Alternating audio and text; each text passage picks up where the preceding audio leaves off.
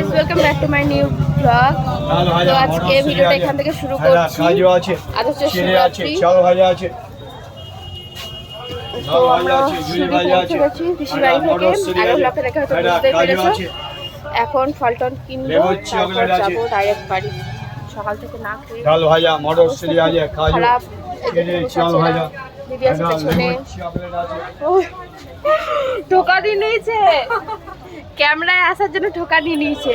তো চলো বাজারটা করে নিই, তারপর বাকিটা দেখছি কি করা যায়। চলে এসছি ফলের দোকানে ফল কিনতে। এখন কি নিয়ে নিয়েছে ফল, সব কেনা কমপ্লিট। এখনো পর্যন্ত ঘি পাইনি। তো 4-5টা দোকান ঘুরলাম, এখনো পর্যন্ত পাইনি। তখন আমরা যাচ্ছি ঘি খুঁজতে, মানে ঘি আনতে আর কি। ওই যে পেছন পেছনে আসছে, মনে হয় দেখতে পাচ্ছ না তোমরা। তো যাই ঘিটা নিয়ে আসি।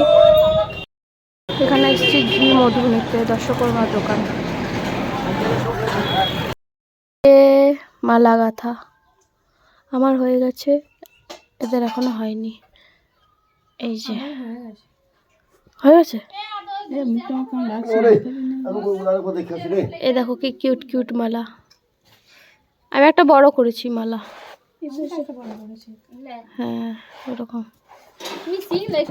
এই যে বৌদি একটা ফুল এনেছে আবার, ইনিও করবে।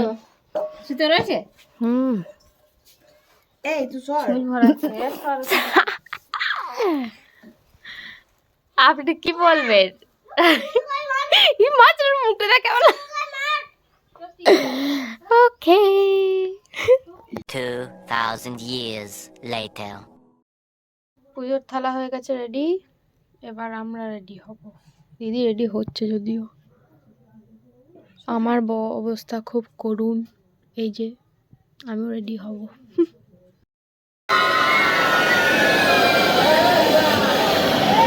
এসছি এখন পুজো করতে। এই যে চুল কেটে দিয়েছে, কমপ্লিট। মহারানী অনেকদিন পর দেখা। দুজনে ফাঁকের তালে আগে আগে আমরা জল ঢেলে নিয়েছি শিবের মাথায়, আর এখনো এত সবার বাকি।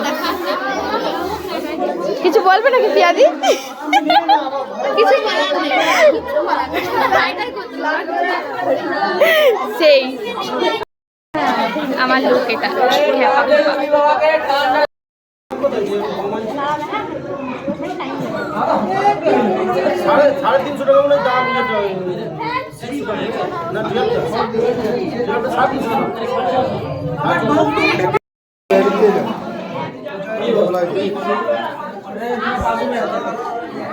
পুজো করে চলে এসেছি বাড়ি।